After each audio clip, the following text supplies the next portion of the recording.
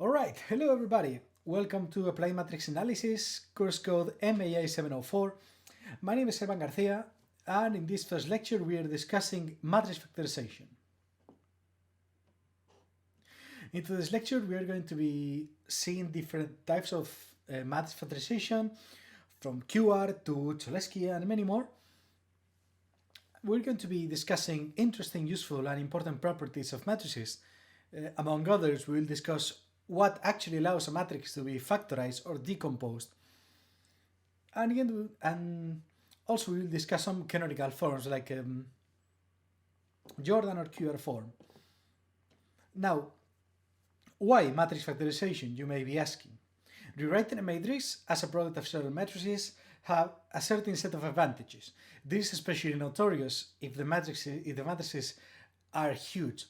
Like in 3 dimensions or 4 dimensions, this may not be such big of a difference in terms of work, but when you're working with a 10,000 times 10,000 matrix of data, rewriting it as a product of different matrices can actually save you a lot of computational time. So making problems relative to set data much easier to resolve. This is also known as matrix decomposition. Now, for a quick overview, we have different types of decompositions: LU decomposition, lower triangular times upper triangular. Another type we have is diagonalization, where there is a change of basis that allows us to rewrite the matrix as diagonal matrix. QR factorization, which is the product of a unitary matrix times a right triangular matrix. Cholesky factorization, where we are using Hermitian properties of the matrix. Factorization, Jordan canonical form, which is a generalization behind the concept of diagonalization, and we will also be seeing singular value decomposition and why it's used. Now, we're going to begin with some trivial factorization. For now on, we're going to suppose that E is a m times n matrix with complex entries. Of course, you have an infinite amount of factorizations if you multiply at right and at left by the proper identity matrix. Like you have an infinite amount of times you can multiply by an identity matrix, but this is absolutely uninteresting, right? However, factorizing the identity itself is actually a quite interesting problem. We know that for any invertible matrix, namely a square matrix whose determinant is different than 1, the identity can be written as a sequence of a matrix times its inverse. For example, we have this, where this is the matrix 1, 2, 3, 4, an all-time classic, and this will be its inverse. Don't forget to multiply by minus 1/2. And this is the general formula for invertible 2 times 2 matrices.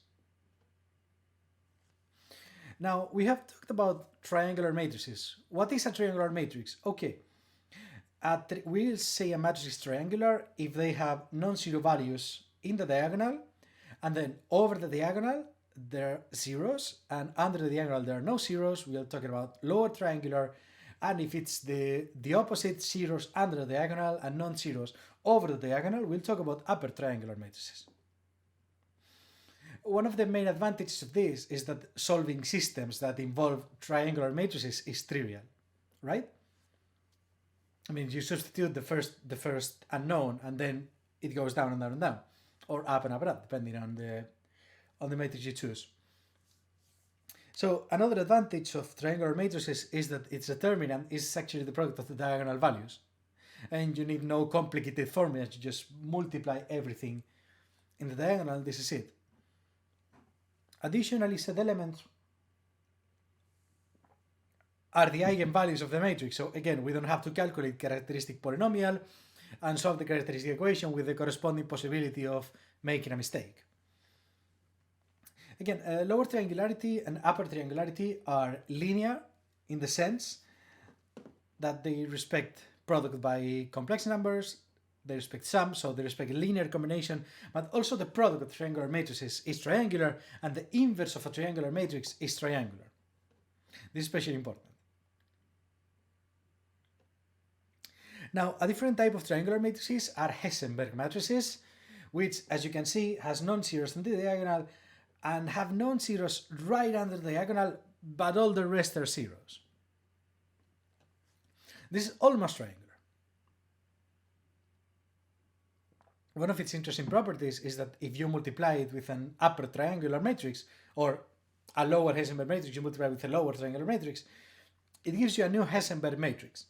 This is especially important when you're working, for example, with the QR composition of matrices, where Hessenberg matrices come in handy. Also, this could be useful sometime. Diagonal elements usually give a rough approximation of the eigenvalues. At some points, it will be hard to do a lower upper factorization that gives us the exact eigenvalues, but we can get a rough enough approximation, which sometimes is actually more than enough.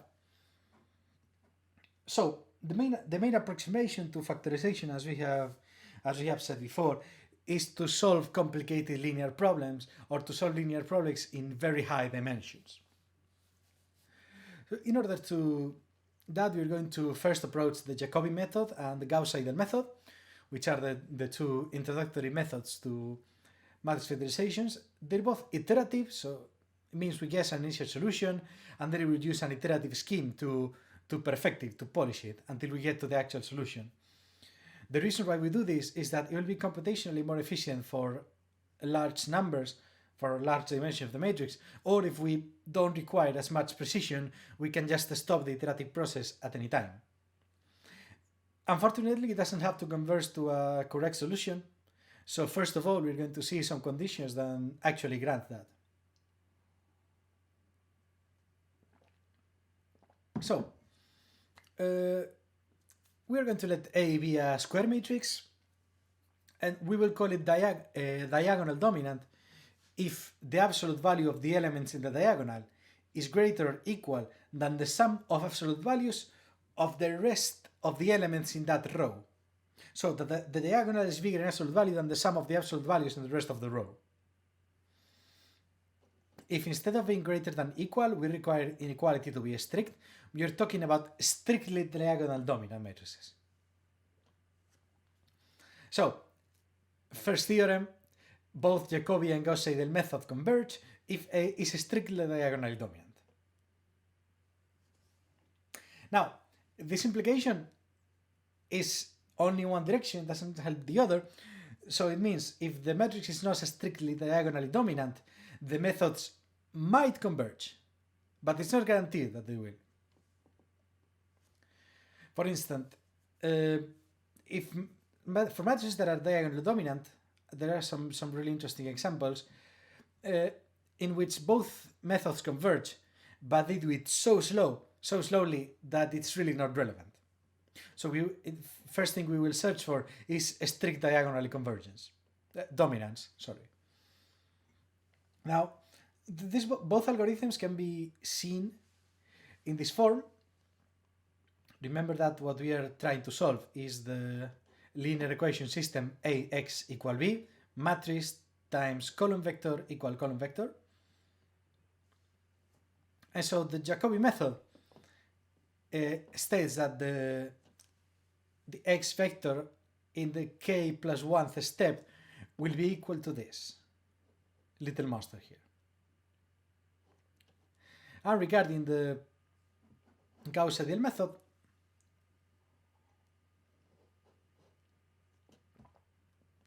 we use this formula.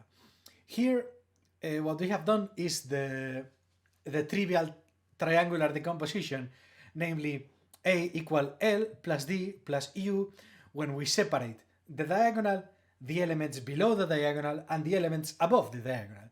That's something that we can always do with a square matrix. Of course, this is not a product, this is a sum, but still, it will do. Now, this is very important.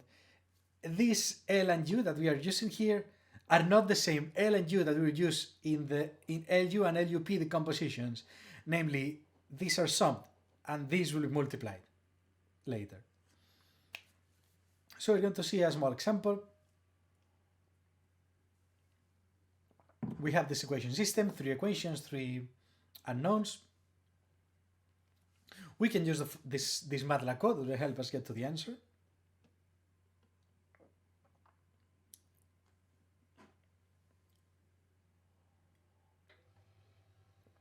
Propose this exercise. Now, regarding LU-factorization, what we want is to divide the matrix in the product of two square matrices in which L is lower triangular and N is upper triangular. So in this sense, the system AX equal B can be seen as L times UX equal B.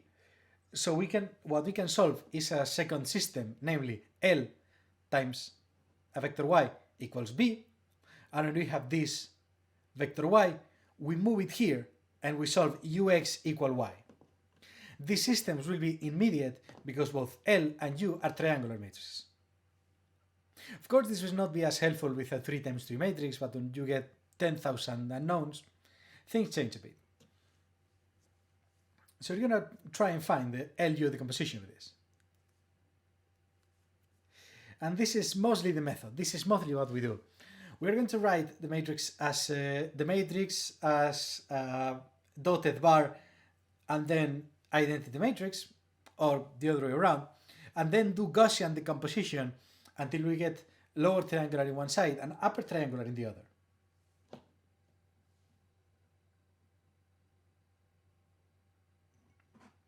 Oh.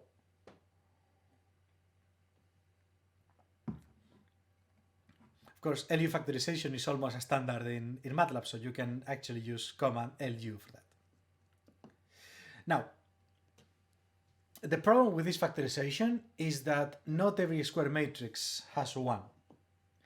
This is why we need P. Remember that I've said LUP, the composition, a few minutes before. The reason is we are using a permutation matrix. A permutation matrix, one of n factorial, is a matrix that has the columns of the identity matrix but swapped. So these matrices work in this way. If you multiply at the left, they swap rows. If you multiply at right, they swap columns. If you multiply by left and then by right transpose, you swap both rows and columns. Finally, in this way, this factorization, this LU decomposition, can be seen as another square matrix with its rows or columns permuted equal LU. Of course, this is the identity matrix. So, what are the permutations of the identity matrix of size 2? Well, we have 1 and we can permute either rows or columns and we get P2, that is mostly this small one over here. How many permutations do we have for the identity matrix in dimension 3? 6. We have 3 options for the first column, then 2 for the second and 1 for the last. The same thing with rows. And this is the true question. Can we make the matrix A in example 1 strictly dominant? I'm going to go back to example 1. This one. Can we do a permutation of columns that turns this into strictly diagonal dominant? We can see that if we swap columns 1 and 2, then the 8 becomes a part of the diagonal and the 5 becomes a part of the diagonal. And then we have a strict diagonal dominance.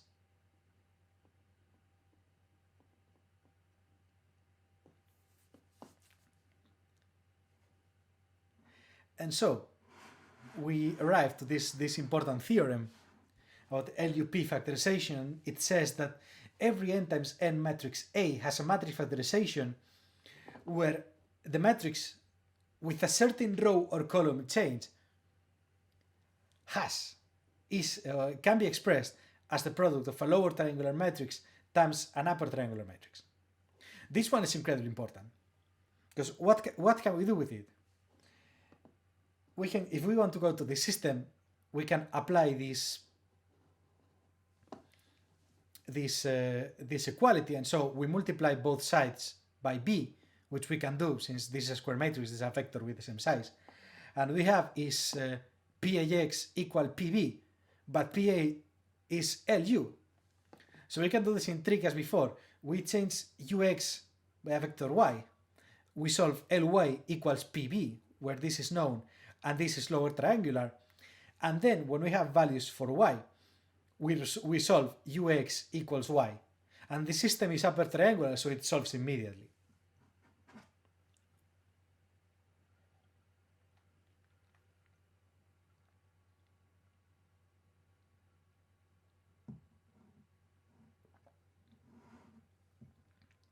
So one thing you can do at home is use this code for matrix A for the matrix in example 1, and check for which cases A is and is not strictly diagonally dominant.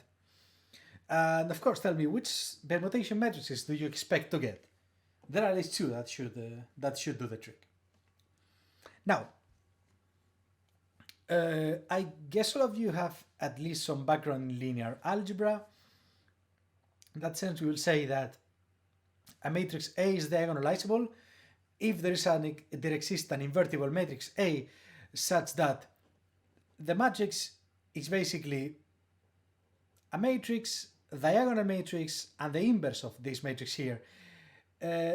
This is called a change of basis in linear algebra, when we simply look at the matrix from a different perspective and it happens to become diagonal. So there is a special version of this factorization which is called the spectral factorization.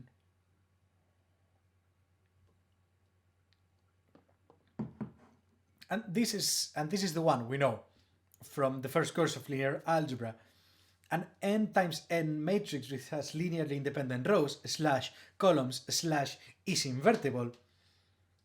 It can be expressed as the matrix of eigenvectors times the matrix of eigenvalues, which is diagonal, times the inverse of the matrix of eigenvectors. This is a perfectly common example of factorization.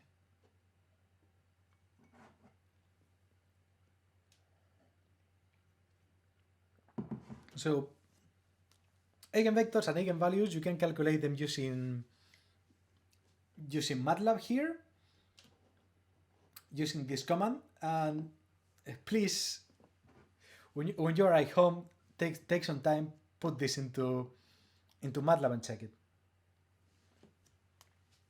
Now, a slightly more general form of diagonal matrices, as sometimes diagonalization is not possible, is the division in what is called a Jordan block. A Jordan block is a matrix with M equal to the multiplicity of the corresponding eigenvalue that has that exact amount of iterations of the eigenvalue in the diagonal, and the upper diagonal is all ones. So we can say that a Jordan matrix is a matrix that has Jordan blocks in the diagonal, namely a block with eigenvalue lambda 1, here a row with eigenvalue, a block with eigenvalue lambda 2, and all the way until we get to all the eigenvalues. So this is the good one. All square matrices are similar to a Jordan matrix.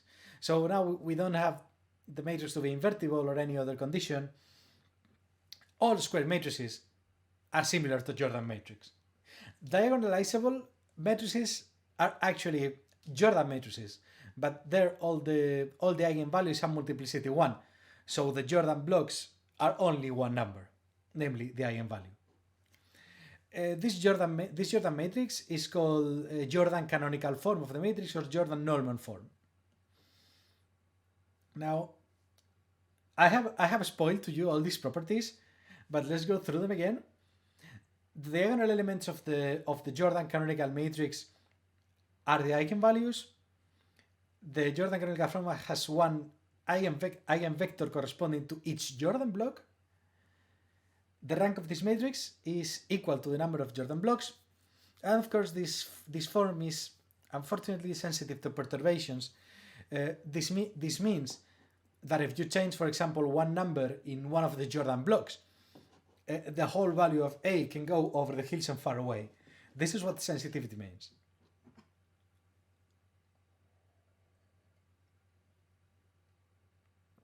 Now, we have talked about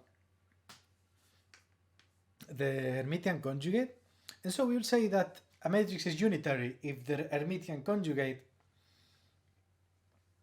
is exactly its inverse. So, for example, an identity matrix is Hermitian and unitary. This matrix is Hermitian. Remember that a Hermitian conjugate is conjugate of the transpose matrix.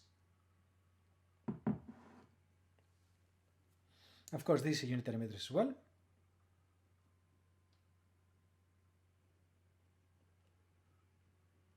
Here we have definition. The Hermitian conjugate is the complex conjugate of the transpose matrix. So we swap rows by columns and then y becomes minus y.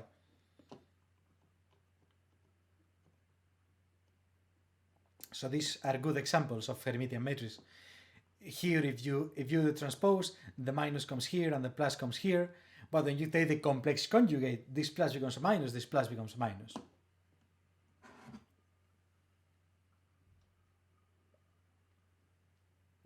Now, we're moving into a kind of a little bit more powerful method, namely QR factorization. Every matrix, including those that are not squared, admit a matrix decomposition in this form, where R is upper triangular and Q is a unitary matrix, namely determinant equal 1.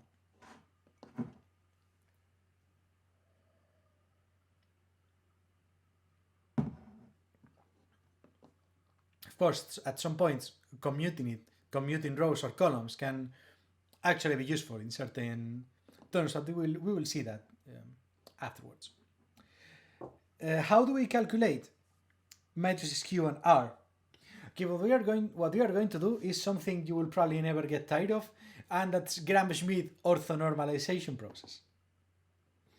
So we're going to call every column of matrix A, A1, A2 to AN, and those of the matrix Q we rename E1, E2 until AN. So we're going to search for a new orthonormal basis with whose vectors we will use to build that matrix Q. So we're following orthonormalization process by Gram-Schmidt.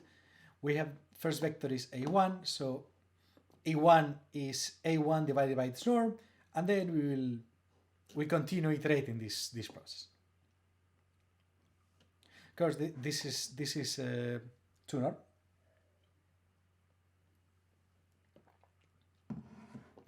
And here the dot denotes the normal scalar product. When you take two vectors of the same signs against each other, one is transposed, and you multiply first by first times second by second times third by third, and so on. So this is basically a number. So what we have in the end is as interesting as these vectors that we have calculated here are in matrix Q, and what we have in the diagonal and over the diagonal is these scalar products over here. So this is way less cryptic than it looked in the first place, right? This one we are going to do it. So we take this nice matrix which has 3 vectors. First vector is 1, 1, 1.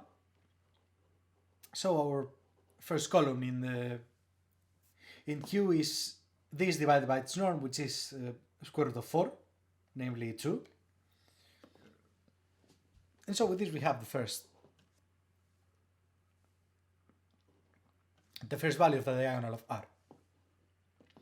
Now for U2, we take the second vector, the second column of A, minus scalar product of it with E1 times E1. We solve it, we have this one. We'll get this super nice vector over here, and we finish for U3, E3 and the product of those, and we get this super nice matrix. Honestly, this is super nice. I mean, all ones. What else can you ask for? And using this scalar product, we have this upper triangular matrix. how do we know that this is correct? We multiply both and we get back the original matrix. You can use MATLAB to test this one. So what is this useful for? Okay, what we have here is that the system AX equals B can be reduced actually to Rx equals Q minus 1B, which is Q conjugate transpose B. This we can calculate at any moment, matrix times vector, this is known. And this is upper triangular matrix, which means this system is incredibly fast to solve. Other applications QR factorization has, for example, we can use it to solve linear least square method that we will see in a lot of depth later on. And so one of the interesting application of the QR method is we can use it to calculate approximations to the eigenvalues. Now, I definitely should have put this definition before, but yeah, the Hermitian conjugate of matrix A is the conjugate transpose, basically. A matrix is Hermitian if it coincides with its conjugate transpose, or in some literature you will see it named as self-adjoint. Now, Hermitian matrices are kind of a generalization of symmetric matrices. Namely, all symmetric matrices in real numbers are Hermitian. So, interesting properties, all the eigenvalues are real, they're always diagonalizable, and so they are really important in theoretical and quantum physics. There are problems in statistics that involve Hermitian and unsymmetric matrices. Biggest example, the covariance matrix of any distribution is symmetric. So that's a certain amount of applications. And so now we're going to talk about unitary matrices. In this case, unitary matrices are always invertible. Its inverse is unitary. They have determinant 1. If V is also unitary, the conjugate transpose is its inverse. Wow, this is a good one. This is a really good one. So another good thing is that all the eigenvalues lie in the unit circle, which makes it quite interesting. And this actually means that the norm of the matrix times any vector is preserved. So this matrix is a movement. Actually, it preserves the norm. And lastly, the rows columns of U are orthonormal, namely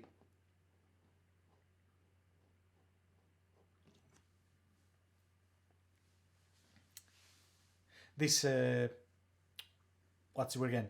The scalar product of different columns is 0, but the scalar product of every column with itself is 1, and the same with the rows. And this is one of the most important ones. Multiplication by U preserves the absolute value of the determinant. We know that the determinant is preserved by products. I mean, the determinant of the product is the product of the determinants. In this case, the absolute value of the determinant is 1, but this means that the absolute value of the determinant of any matrix times a unitary matrix is preserved. Example of a unitary matrix, rotation of angle theta over the x-axis.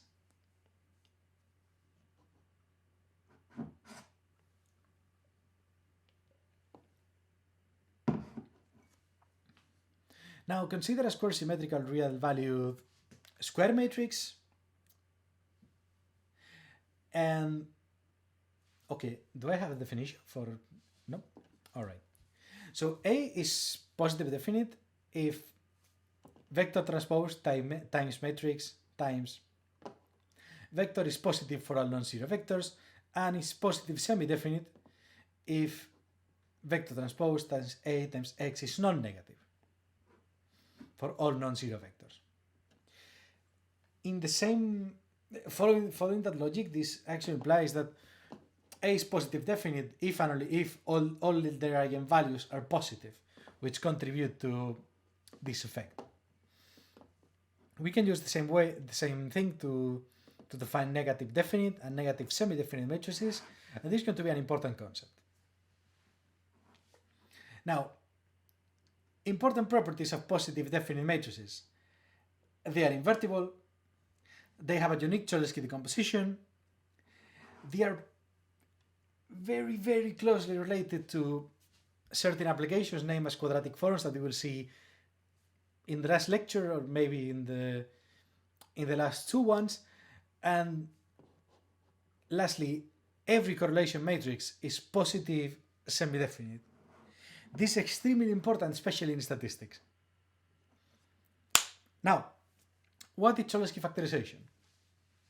Systems involving triangular matrices, you know that we can solve them with ease. So dividing the matrix into the product of two triangular matrices is kind of an intuitive way. But we have also the Cholesky factorization. We look for a Hermitian matrix such that A can be expressed as the matrix times its conjugate transpose. The thing here is that we require A to be both Hermitian and positive definite, and in this case G, for even more advantage, is lower triangular, which makes this upper triangular. So consider the equation Ax equal y. If A admits a Cholesky factorization, A equal G times G Hermitian, this equation can be turned into these new equations, which we have already discussed before. We first solve Gz equal y, get the vector, and get the value of this vector set, and then we can substitute here and solve this triangular system that is extremely easy. For example, if we want to create this, assume that we have real values here. All these elements are real, and we're going to see what happens if we brute force our way into that. So we assume that this matrix has to be the product of a lower triangular times its transpose, and what we have is it has to follow this form, which once you look at it, this is positive, this is positive, this is positive, and of course it's symmetric. So this is really convenient. And the good thing and the reason why this is so convenient is that we only have to calculate the lower triangular part and see what are the values. So for the elements here, we have this, we just try and substitute them into matrix A, and we have is this big monster here, and this little monster here. This is for the diagonal elements, and this is for the non-diagonal elements. The trick here is that you might think, hey, but this involves elements we don't know. No, it doesn't. If you want to calculate L11, for an instance, this is A11 times the sum from k equal 1 to 0, so minus nothing. And so we already have this LJJ will be L11 will be equal to A11 with a square, and when we square it, here we get A11. And what we are doing is go one step down and one step to the right. Then one step down, two steps to the right. So we use the elements that we already know to build the new ones. Here L21 involves N11, and so on and so forth.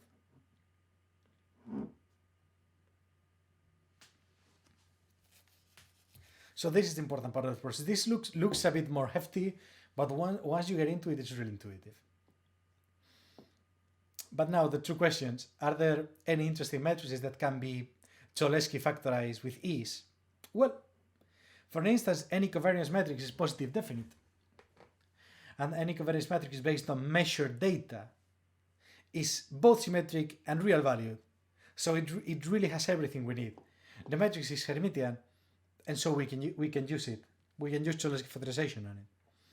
For example, if we try to generate variates according to a multivariate distribution with certain covariance matrix sigma and this expected value, we use the Cholesky factorization, and our variate is actually